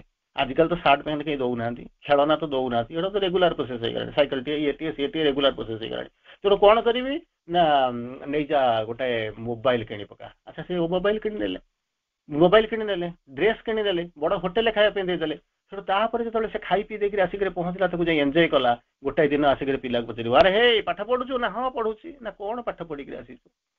ନା ମା ଆଜି ଆଡିସନ ପଢଉଥିଲେ। ନା କ'ଣ ଆଡିସନ ପଢଉଥିଲେ? ନା 5ରେ 2 ମିଶିଲେ କେତେ ହବ? ନା 6 ହବ। ହେ ନାଇଁ ବେ 5ରେ 2 ମିଶିଲେ 7 ହବ, ତୁ 6 କ'ଣ କହୁଛୁ? ହେ ତୁ କ'ଣ ଜାଣିଛୁ, ମୋ ମାମ୍ କହୁଥିଲା ସିଏ ଭୁଲ କହୁଛୁ, ତୁ ଯାହା କହୁଛୁ ଠିକ କହୁଛୁ। ଚିନ୍ତା କରି ଦେଖନ୍ତୁ ସେତିକି ବେଳେ ଆପଣଙ୍କୁ କେମିତି ଲାଗିବ, ସେତିକି ବେଳେ ଆପଣ କେମିତି ଲାଗିବ, ଦୁଃଖ କରୁଥିବେ। ସେ ବୁଝେଇଦବ, ଆଲୋ ମାମ୍ ପାଠ ପଢଉଛନ୍ତି, ପାଠ ପଢିଛନ୍ତି, ସେଇଥିପାଇଁ ସେ ସ୍କୁଲରେ ଟିଚର ହେଇଛନ୍ତି, ତତେ ପାଠ ଜଣା ନାହିଁ ବୋଲିକି ତୁ ରୋଷେଇ କରୁଛୁ। ପିଲାଟା ସେତେବେଳେ ଇଭାଲୁଏଟ କରିପାରେ ନା, ଭାବିପାରେ ନା ଯେ ପ୍ରକୃତରେ ମୋ ମା ଦିନେ IIT ର ପ୍ରଫେସର ଥିଲା, ମତେ ଜନ୍ମ ଦେବା ପାଇଁ, ମତେ ବଢିବା ପାଇଁ ଚାକିରି ଛାଡିକିରି ଏଠି ଆସି ବସିଛି। ଯେତେବେଳେ ଦେଖିବ ସେତେବେଳେ ଅନେକ ଅନେକ ଅନେକ ଦୂରକୁ ଚାଲି ଯାଇଥିବ, ସମୟ ଅନେକ ଗଡି ଯାଇଥିବ। ସେଥିପାଇଁ କ'ଣ କରିବା ନା କିଛି କରିହବ ନାହିଁ। ତେଣୁ ମା ଏଠି କ'ଣ କହୁଛନ୍ତି, the best gift someone can give to his child is to educate oneself। ସବୁଠାରୁ ବଡ଼ ଗିଫ୍ଟ ଯଦି ପିଲାଙ୍କୁ ଦେବା ପାଇଁ ଚାହୁଁଛ କ'ଣ ନା ନିଜକୁ ଶିକ୍ଷିତ କରାଅ, ନିଜକୁ ପଢାଅ, ନିଜକୁ ଶିକ୍ଷା ଦିଅ। ଯଦି ନିଜକୁ ଶିକ୍ଷା ନ ଦିଅ ତାହେଲେ ଶିକ୍ଷା କ'ଣ ଜାଣିପାରିବ ନାହିଁ, ତମେ ଆସିଯିବ। ତେଣୁ ପିଲାଟା କ'ଣ କଲା ନା ଯୋଡ଼ାଇ ମୋବାଇଲ ତାକୁ ଦେଇଗଲା। ଆପଣ ଖୁସି ଯେ ମୋର ପଇସା ଅଛି, ପୁଅଟା ଯୋଡ଼ାଇ ମୋବାଇଲ ବସିକି ବସୁ। ତା ଦ୍ୱାରା ସେ କଲା କ'ଣ ଜାଣିଛନ୍ତି ନା, ଅନଲାଇନ କ୍ଲାସରେ ଯେତେବେଳେ ଦେଲେ ତାକୁ ସବୁ ପାଠ ଦେଲେ, ହୋମୱାର୍କ ଦେବା ଆରମ୍ଭ କଲେ, ପିଲାଟା ତ ପାଠ ପଢିଲା ବେଳେ କ'ଣ କଲା ନା ବସି ମୋବାଇଲ ଖେଳଉଥିଲା। ପାଠ ପଢା ଯେତେବେଳେ ସରିଗଲା ଅନଲାଇନ କ୍ଲାସରେ ଯେତେବେଳେ ଦେଲେ, ସେତେବେଳେ ତା ସାଙ୍ଗକୁ କହିଲା, ଭାଇରେ ନା କ'ଣ ତୁ 5ଟା ପ୍ରୋବ୍ଲେମ ସଲ୍ଭ କର ତୋ ବାପାକୁ ପଚାରିକିରି କି ମାକୁ ପଚାରି, ଆଉ ମୁଁ କ'ଣ କରୁଛି ନା ମୁଁ ମଧ୍ୟ ମୋର 5ଟା ପ୍ରୋବ୍ଲେମ ସଲ୍ଭ କରୁଛି। କାହା ପାଇଁ ନା ମୋର ମାକୁ ପଚାରିକିରି, ମୋର ମାକୁ ପଚାରିକିରି। ତେଣୁ କ'ଣ କରାଯିବ ନା ଏମିତି 5ଟା ସମୁଦାୟ ଦେଇଛନ୍ତି। ପ୍ରଶ୍ନ କେତୋଟି ନା 10ଟା ସମୁଦାୟ। ଦ୍ୱିତୀୟ ପର୍ଯ୍ୟାୟକୁ ଆପଣ ମାନଙ୍କୁ ସ୍ୱାଗତ। ତୁ 5ଟା ପ୍ରୋବ୍ଲେମ ତୋ ବାପା ମାକୁ ପଚାରିକିରି ସଲ୍ଭ କର, ମୁଁ 5ଟା ପ୍ରୋବ୍ଲେମ ସଲ୍ଭ କରୁଛି ମୋ ବାପାକୁ ପଚାରିକିରି। ମୁଁ ତତେ ପଠେଇଦେବି ଆନ୍ସର 6ରୁ 10, ତୁ ମତେ ପଠେଇଦେବୁ 1ରୁ 5। ସରିଗଲା। ଟିଚର ଖୁସି, ହୋମୱାର୍କ କରିକିରି ଆଣିଛି, ପିଲା ପଠେଇଛି, କିନ୍ତୁ ପିଲା କିଛି କରିନାହାନ୍ତି କିମ୍ବା ତାଙ୍କର ବାପା ମାଙ୍କର କିଛି କାରସାଦି ନାହିଁ। କାରସାଦି ହେଉଛି କ'ଣ ନା ଯୋଡ଼ାଇ ମୋବାଇଲ। ଆମେ ଖୁସି ହଉଛୁ ପିଲାଟାର 99% ରଖିଯାଇଛି, କିନ୍ତୁ ବୁଝିନୁ ଯେ ପିଲାଙ୍କର ଗ୍ରୋଥ କେମିତି ହେଇଛି। ଏଇ ହେଉଛି ଆମର ସମସ୍ୟା। ତେଣୁ ମା କହୁଛନ୍ତି କେମିତି କ'ଣ ପିଲାଟାକୁ ଯେତେବେଳେ କହୁଛନ୍ତି ବୀର ଯୋଦ୍ଧା କରି ଗଢ଼ିଥାଳ ଆମମାନଙ୍କୁ, ଆମ୍ଭେମାନେ ତାହା ହିଁ ହେବାକୁ ଚାହୁଁ, ଅତୀତ ଆହୁରି ବଞ୍ଚି ରହିବାକୁ ଚାହେଁ, ତା ବିରୁଦ୍ଧରେ ଆସନ୍ନ ଭବିଷ୍ୟତର ମହାଯୁଦ୍ଧରେ ଆମ୍ଭେମାନେ ଯେପରି ସଫଳତା ହାସଲ କରିପାରୁ। କାହା ବିରୁଦ୍ଧରେ ଆମେ ସଫଳତା ହାସଲ କରିବାକୁ ଯାଉଛୁ ନା ଯୋଉଟା ଅତୀତ ବଞ୍ଚି ରହିବାକୁ ଚାହୁଁଛି ତାର ବିରୁଦ୍ଧରେ ଆମେ କ'ଣ କରିବୁ ନା ଯୁଦ୍ଧ କରିକି ସଫଳତା ହାସଲ କରିବୁ। କିନ୍ତୁ ଆମେ କ'ଣ କୋଉ ସଫଳତା ଆସୁଛୁ ନା କପି କରିକି 99% କେମିତି ରଖିବୁ ଡବଲ ମୋବାଇଲ ନେଇକିରି, ଆମେ ସେଥିପାଇଁ ପଛରେ ଗୋଡ଼ଉଛନ୍ତି। ସେଇଥିପାଇଁ ମା କହିଲେ we don't want success, perfection is our goal। ଆମର ଯୋଉ ଲକ୍ଷ୍ୟ, ଯୋଉ ଏଜୁକେସନର ଲକ୍ଷ୍ୟ ହେଉଛି କ'ଣ ସଫଳତା ନୁହଁ। ଆମେ କ'ଣ ପାଇଁ ଆସିଛୁ ନା ଆସିକିରି ପାଇଛୁ କ'ଣ ପୂର୍ଣ୍ଣତା ପ୍ରାପ୍ତି ହେବା ପାଇଁ। ଆରେ ପୂର୍ଣ୍ଣତାର ସଂଜ୍ଞା କ'ଣ ନା ସାର୍ଟିଫିକେଟ ଖଣ୍ଡେ ପାଇ ଯାଇକିରି ଚାକିରି ଖଣ୍ଡେ ସାରିଗଲା ପରେ ତାପରେ ଗଲା ସରିଲା। ସେତିକି ବେଳେ ପିଲାଟା ଭାବୁଥିବ କେତେ ସୁନ୍ଦର ଥିଲା ମୋର ପିଲାଦିନ, କେତେ ଆନନ୍ଦରେ ବୁଲୁଥିଲି, ମା ପାଖରେ ବସୁଥିଲି, କିନ୍ତୁ ଏବେ କ'ଣ ହେଇଛି ନା ମୋ ମା ପାଖକୁ ଯାଇପାରୁନି। କାହିଁକି? ମା ଅପେକ୍ଷା କରି ରହିଛି ମତେ, କିନ୍ତୁ ମୁଁ କ'ଣ କରୁଛି ନା ମା ପାଖକୁ ଯାଇପାରୁନାହିଁ। କାହିଁକି ନା ଯଦି ଯାଇପାରୁଥାନ୍ତି ବା ଅନ୍ୟ କେହି ଯାଇପାରୁଥାନ୍ତେ, ଦ୍ୱାପର ଯୁଗରେ ମଧ୍ୟ ଯାଇପାରୁନଥିଲେ, ଆଜି ମଧ୍ୟ ଯାଇପାରୁନାହାନ୍ତି। ସେଇ ହେଲା ସମସ୍ୟା। ଯେତେବେଳେ ଯୁଦ୍ଧ ସରିଯିବାର ଅନ୍ତ ସମୟ ଆସିକିରି ପହଞ୍ଚିଗଲା, ସବୁ ଯାକ ଚାଲି ଯାଇ ସାରିଲେଣି ବୀର ମହାବୀର ମାନେ, ସେତିକିବେଳେ କ'ଣ କରୁଛନ୍ତି ଦୁର୍ଯ୍ୟୋଧନ ଆସି ମାଙ୍କ ପାଖରେ ଦେଖୁଛନ୍ତି। କାରଣ ସେ ଶେଷ ଦେଖା, ଯେତେବେଳେ ଯୁଦ୍ଧ ଆରମ୍ଭ ହୋଇଥିଲା ତାର ପୂର୍ବ ଦିନରୁ ଆସିକିରି ପହଞ୍ଚିଥିଲେ ମାଙ୍କୁ ଦେଖା କରିବା ପାଇଁ, ମା ମତେ ବିଜୟୀ ହେବାର ଆଶୀର୍ବାଦ ଦିଏ। ସେତିକିବେଳେ ମା କହୁଥିଲେ ତୁ ବିଜୟୀ ହେବାର ଆଶୀର୍ବାଦ ତ ମୁଁ ଦେଇପାରିବି ନାହିଁ। କାହିଁକି ଦେଇପାରିବୁ ନାହିଁ ନା ସତେକ ପୁତ୍ରର ଜନନୀ ତୁହି ମା ଶ୍ରେଷ୍ଠ ଏ ଧରା ତଳେ, ତୁ 100 ପୁତ୍ରର ଜନନୀ, ତୁ ହଉଛୁ ଶ୍ରେଷ୍ଠ, ତେଣୁ ତୁ ମତେ ବିଜୟ ଅଧିକ ମତେ ଆଶୀର୍ବାଦ ଦିଏ। ସେତିକିବେଳେ ମା କହିଥିଲେ ଅକ୍ଷୟ ନ ହେଉ ପୁଣ୍ୟ ଜଗତେ ଧର୍ମର ହେଉ ଜୟ। ପୁଅଟା ପଚାରୁଛି ମା ଲୋ, ତୁ ମତେ ଆଶୀର୍ବାଦ କଲୁ ନା ଅଭିଶାପ ଦେଲୁ? ତୁ ତ କହିଲୁ ଅକ୍ଷୟ ନ ହେଉ ଅଧର୍ମ ପୁଣ୍ୟ ଜଗତେ ଧର୍ମର ହେଉ ଜୟ। ମୋ ପାଖରେ ତ ଧର୍ମ ନାହିଁ, ଧର୍ମ ତ ସେମାନଙ୍କ ପାଖରେ ଅଛି। ଜଗତଟାକୁ ମୁଁ ଚାହୁଁଛି ତ କ୍ଷୟ କରିଦବା ପାଇଁ, ଭାଙ୍ଗି ଦବା ପାଇଁ, କିନ୍ତୁ ତୁ ତାକୁ କହୁଛୁ ଅକ୍ଷୟ ହଉ ଧର୍ମର ଜୟ ହେଉ। ଅଧର୍ମରେ ବଞ୍ଚିଥିବା ମଣିଷଟା କେମିତି କଣ ବଞ୍ଚିବ? ମା ସେତେବେଳେ ନିରୁତ୍ତର ଥିଲେ। ସରିଗଲା ଯେତେବେଳେ, ସବୁ ଯୁଦ୍ଧ ସରିକରି ଆସିକରି ଶେଷ ମୁହୂର୍ତ୍ତରେ ଆସିକରି ମା ପାଖରେ ପହଞ୍ଚୁଛନ୍ତି। ଆରେ କଣ ହେଲା? ମୁଁ ତ ଖବର ରଖିଛି, କଣ ହେଲା? ନା ଯୋଉ ଆଶୀର୍ବାଦ ଦେଇଥିଲୁ ସେଇ ତ ମୋ ପାଇଁ ଅଭିଶାପ ହେଇଗଲା। କହିଲେ ତଥାପି ମଧ୍ୟ ମା ତତେ ବଞ୍ଚେଇ ଦେଇପାରିବ, ତୁ ଏବେ ବି ଚାହିଁଲେ ବଞ୍ଚିଯିବୁ। ନା ମୁଁ କେମିତି କଣ ବଞ୍ଚିଯିବି? ନା ଯା ପଦ୍ମ ପୋଖରୀରେ ଗାଧେଇବୁ, ଦୁବ ଦେଇକରି ଚାଲି ଚାଲି ଆସିକରି ପହଞ୍ଚିବୁ, କିନ୍ତୁ ଆସିବାର ସର୍ତ୍ତ ହଉଛି ଯିବୁ ଦୁବ ଦବୁ ସବୁ ଯାକ ଠିକ, କିନ୍ତୁ ସର୍ତ୍ତ ହଉଛି କଣ? ନା ପିଲାଦିନେ ଯେମିତି ଜନ୍ମ ହେଇକରି ଯେମିତି ଲଙ୍ଗଳା ହେଇକରି ପିଲାଟା ମା ପାଖକୁ ଆସିଥିଲା, ତୁ ଠିକ ସେଇଭଳିଆ ମୋ ପାଖକୁ ଆସିକରି ପହଞ୍ଚିବୁ। ଯଦି ଆସିବୁ ମୁଁ ତତେ ଅଜେୟ କରିଦେବି, ଦୁର୍ଜେୟ କରିଦେବି, ଅଜେୟ କରିଦେବି, ଅମର କରିଦେବି। ପିଲାଟା ଗଲା, ପଦ୍ମ ପୋଖରୀରେ ଗାଧେଇଲା, ଫେରି ଆସିଲା ମଧ୍ୟ, କିନ୍ତୁ ହୁଏତ ଭଗବାନଙ୍କର ତା ଭିତରେ କିଛି ନା କିଛି ଖେଳ କରିଦେଲେ। ତେଣୁ ସବୁ ଯାକ କରିଦେଲା, ଯୋଉଠି ତାର ଯୋଉଟା ଅଛି ଯୋଉ ପ୍ରାଇଭେଟ ପାର୍ଟଟାକୁ ଗୋଟେ କଣ କଲା ନା ଗୋଟେ ପତ୍ର ଗୋଡେଇ ଦେଇକି ଆସିକରି ପହଞ୍ଚିଲା। ତେଣୁ ସବୁ ଯାକ ଜିନିଷ ହେଇଗଲା। ଯେତେବେଳେ ମାଙ୍କର ଶକ୍ତି, ତପଶକ୍ତି, ଯେତେବେଳେ ସତୀତ୍ୱର ଶକ୍ତି ପ୍ରବେଶ କଲା ତାଙ୍କ ଭିତରକୁ, ସବୁ ଯାକ ତାଙ୍କ ଭିତରେ କଣ ହେଲା ନା ପଥର ହେଇଗଲା, କିନ୍ତୁ ଗୋଟିଏ ଜାଗା ୱିକ୍ ହେଇଗଲା, ଯୋଉଥିରେ କି ଭୀମ କଣ କଲେ ନା ଗଦା ପ୍ରହାର କରିଥିଲେ। ଚିନ୍ତା କରି ଦେଖନ୍ତୁ, ଚିନ୍ତା କରି ଦେଖନ୍ତୁ, କାରଣ ସେଇ ଯୋଉ ସାଇକିକ ବିଙ୍ଗଟା ଯେତେବେଳେ ପ୍ରବଳ ଭାବରେ କନସିୟସ୍ ହେଇକି ରହିଥିଲା, ଆଖିରେ ଜ୍ୟୋତିର୍ମୟ ହେଇଥିଲା, ଯେତେବେଳେ ସେ ଆଗକୁ ଯିବା ଆରମ୍ଭ କଲା, ସେତେବେଳେ କଣ କଲା? ମିଛ କହିବା ଆରମ୍ଭ କଲା, ଠକିବା ଆରମ୍ଭ କଲା, ଗଲତି କରିବା ଆରମ୍ଭ କଲା, ଲୁଚିବା ଆରମ୍ଭ କଲା। ସେତେବେଳେ କଣ ହଉଛି ନା ଇଣ୍ଟେଲେକ୍ଟ ଡେଭଲପ କଲା, ଚୈତ୍ୟ ସତ୍ତାଟା ପଛକୁ ଚାଲିଗଲା। ସେତେବେଳେ କଣ କରୁଛି ଏ ମଣିଷଟା? ଯେତେବେଳେ ଚିନ୍ତା କରନ୍ତୁ, ଯେତେବେଳେ ଚୈତ୍ୟ ସତ୍ତାଟା ପଛକୁ ଚାଲି ଯାଉଛି, ଲୋକଟା କେବଳ ଇଗ୍ନୋରାନ୍ସ, ଇନକନସାଇନ୍ସ ଆରି ଭିତରେ ରହିଲା। ତେଣୁ ତାକୁ ଚେଷ୍ଟା କରି କରି କରି କରିକି କଣ କରୁছে ନା କିଛି ଲୋକ ଚେଷ୍ଟା କଲେ ବଦଳେଇବା ପାଇଁ। ତେଣୁ ବହୁ କଷ୍ଟ କରିକି ଯୋଉ ଟ୍ରାନ୍ସଫରମେସନ କଥା କହୁଛନ୍ତି, ଇଗ୍ନୋରାନ୍ସ ଟା ବଦଳି ବଦଳିକି ଆସିକରି ଇନକନସାଇନ୍ସ ପର୍ଯ୍ୟନ୍ତ ଆସିଗଲା। ତାପରେ ନଲେଜ ଆସିନାହିଁ, କି ନଲେଜ ବଦଳିକି ପୁଣି ୱିଷ୍ଟମ କେବେ ହବ କହି ହବ ନାହିଁ। କାରଣ ସେଥିପାଇଁ କଣ ନା ସରଳତା ଦରକାର, ଶିଶୁର ସରଳତା ଦରକାର। କିନ୍ତୁ ପ୍ରତି ମୁହୂର୍ତ୍ତରେ ଆମେ ଦେଖୁଛୁ ଜୀବନଟା କୁଆଡକୁ ଯାଉଛି ନା ନିଃଶବ୍ଦେ ଜୀବନ ସ୍ରୋତ ଧାଉଁଛି କିପରି ଭେଟିବାକୁ ମୃତ୍ୟୁ ସିନ୍ଧୁ କରାଳ ଲହରୀ। ଗୋଟେ ଗୋଟେ ଛୋଟିଆ କଥା ଆପଣ ଦେଖୁଥିବେ, ଗତ କାଲି କୋଉଠି ବୋଧେ ମୋର ମନେ ପଡୁଛି, କାଲି ବା ପହରଦିନ ଖଲିକୋଟ ପାଖରେ ଗୋଟେ ଜାଗାରେ କୋଉଠି କହୁଥିଲି, ମୋର ମନେ ପଡୁଛି, ମୁଁ ଏବେ ଆପଣଙ୍କୁ କହୁଛି। କଣ ହଉଛି ନା ଦୁଇଟା ଜିନିଷ ଦେଖନ୍ତୁ ନା, କଣ ଦେଖୁଛନ୍ତି? ଆପଣ ଯେତେବେଳେ ଦୌଡ଼ି ଦୌଡ଼ିକିରି ଚାଲି ଯାଉଛନ୍ତି, ଗାଡି ନେଇକରି ଚାଲି ଯାଉଛନ୍ତି, ସେତେବେଳେ କଣ ହଉଛି ନା କୁକୁରଟା ଭୋ ଭୋ ହେଇକରି ଗଡି ଚାଲି ଯାଉଛି। ଆପଣ ଦେଖୁଛନ୍ତି ନା? ହଁ, କୁକୁର ଗୋଟେ ପଶୁ ନା? ହଁ। ସେଇଠି ଆଉ ଗୋଟେ ଜିନିଷ ଦେଖିଲେ ନା, କଣ ମାଙ୍କଡଟା ଯେତେବେଳେ ଡେଇଁ ଡେଇଁକରି ଯାଉଛି, ସେତେବେଳେ ଆପଣ କଣ କରୁଛନ୍ତି ନା ଢେଲା ମାରୁଛନ୍ତି, ତା ପଛରେ ଗୋଡଉଛନ୍ତି, ହୋ ହା ହଉଛନ୍ତି। ଏଇଆ କରୁଛନ୍ତି ନା? ନା ହଁ କରୁଛୁ। ଏଟା ମାଙ୍କଡ କୁକୁର ସାଙ୍ଗରେ ଆମର ସମ୍ପର୍କ ନାହିଁ। ସମ୍ପର୍କ ହଉଛି କଣ ନା ପାଠଟା ଆମେ କଣ ବୁଝିବା। ଭାବି ଦେଖନ୍ତୁ, ପାଠଟା କଣ ଆମେ ବୁଝିବା। କଣ କହିଛନ୍ତି? ଆଚ୍ଛା, ଆମେ କୋଉଠୁ ଜନ୍ମ ହେଇଛୁ? ଆମର ଆନସେଷ୍ଟର ଥିଲା, ଆମେ ପଶୁମାନଙ୍କ ଠାରୁ ଜନ୍ମ ହେଇଛୁ, ମାଙ୍କଡ ଠାରୁ ଜନ୍ମ ହେଇଛୁ, କିଏ କହୁଛନ୍ତି ଗାଈ ଠାରୁ ଜନ୍ମ ହେଇଛୁ, ଯାହା ହଉ ପଶୁମାନଙ୍କ ଠାରୁ ଆମେ ପ୍ରାୟ ଜନ୍ମ ହେଇକି ଆସିକି ବିବର୍ତ୍ତନ। ସୋ ଫାର ଦ ଫାଇନେଷ୍ଟ ଆନିମଲ। ଚିନ୍ତା କରି ଦେଖନ୍ତୁ। ଆଚ୍ଛା, dog barks at the passers by, dog barks at the passers by, ତା ପାଖରେ ଯିଏ ଯିବ ସେ ଗୋଡେଇ ଚାଲିଯିବ। ଆଚ୍ଛା, ଗୋଡେଇ ଚାଲିଗଲା ପରେ କୁକୁରଟା ହଉଛି କଣ? ଆପଣ ହଉଛନ୍ତି ଇତର ଜୀବଟା। ଚିନ୍ତା କରନ୍ତୁ, ମଣିଷଟା ହଉଛି କଣ ନା ସୋ ଫାର ଦ ଫାଇନେଷ୍ଟ ଆନିମଲ। ଆଚ୍ଛା, ଚିନ୍ତା କରି ଦେଖନ୍ତୁ, ଆପଣ ଗାଡିରେ ଯାଉଥିଲେ ବା ଦୌଡ଼ି ଦୌଡ଼ି ଯାଉଥିଲେ, ଯେତେବେଳେ କୁକୁରଟା ଦୌଡ଼ିକିରି ଯାଉଛି, ସେତେବେଳେ ଆପଣ କଣ କରୁଛନ୍ତି? ସରେଣ୍ଡର କରି ଯାଉଛନ୍ତି। ସରେଣ୍ଡର କରୁଛନ୍ତି, କାରଣ ମୁଁ ଯଦି ଜୋର ଚଲେଇବି ତାହେଲେ କୁକୁରଟା ଦୌଡ଼ିକି ଯିବ, ମତେ କାମୁଡି ପକେଇବ। ତେଣୁ ଦୌଡ଼ି ପକଉଛ, ଠିଆ ହେଇଯାଉଛନ୍ତି, ଗାଡି ସ୍ଲୋ କରିଦଉଛନ୍ତି। କୁକୁର ଜାଣୁଛି ଯେ ଇଏ ମତେ କଣ କଲା ନା ସରେଣ୍ଡର କଲା, ମୋ ପାଖରେ ମୁଣ୍ଡ ନୁଆଇକିରି ଗଲା। କାରଣ ମୋ ପାଖରେ ମୁଁ ଯେତେବେଳେ ଦୌଡ଼ିକିରି କିଏ ଚାଲିଯିବ ମୁଁ ସହିପାରିବି ନାହିଁ, ତାର ସେ ଇଗୋ ଅଛି, ସିଏ ଡରେଇକି ରଖୁଛି ମୋ ପାଖରେ କେହି ଯାଇବ ନା। ଆପଣ ଡରିକିରି ରହିଲେ, ଛୋଟ ପିଲାଟା ଯାଉଥିବ କଣ କିବ, ଯଦି ଚାଲି ଚାଲି ଦୌଡ଼ି ଦୌଡ଼ିକା ଯାଉଥିବ, ହଠାତ୍ ଠିଆ ହେଇଯିବ, କାନ୍ଦି ପକେଇବ। ଆରେ ସୋ ଫାର ଦ ଫାଇନେଷ୍ଟ ଆନିମଲ, ଗୋଟେ ପଶୁ ପାଖରେ ଠିଆ ହେଇକି କାନ୍ଦୁଛୁ କାହିଁକି? ନା ତାକୁ ମୁଁ ଜିତି ପାରି ନାହିଁ, କିନ୍ତୁ କହୁଛି କଣ ଜହ୍ନ ରାଇଜରେ ଜାଗାଟେ କିଣିବି, ତାରା ଫୁଲରେ ଘରଟା କରିବି। କେତେ ବଡ ବଡ ସ୍ୱପ୍ନ ଦେଖୁଛି, କିନ୍ତୁ ଦେଖିଲା ବେଳକୁ କୁକୁରଟା ତାକୁ ଅଟକେଇ ଦଉଛି, ସେ ଜାଣିପାରୁନି। ଆଚ୍ଛା, ତାପରେ କଣ ହେଲା? ସେକେଣ୍ଡ କେସଟା କହୁଥିଲି, ଏକ୍ସାମ୍ପଲ କଣ ଦଉଥିଲି ନା, ସେକେଣ୍ଡ ଏକ୍ସାମ୍ପଲ ଆପଣଙ୍କ ପାଖରେ ଦିଆ ହେଇଥିଲା କଣ ନା ମାଙ୍କଡଟା ଚାଲି ଯାଉଛି, ଆପଣ ତାକୁ ଟେକା ମାରୁଛନ୍ତି। ଆଚ୍ଛା, ଆପଣ ଯେତେବେଳେ ଆନସେଷ୍ଟର ହଉଛନ୍ତି କିଏ ସିନା ମାଙ୍କଡ।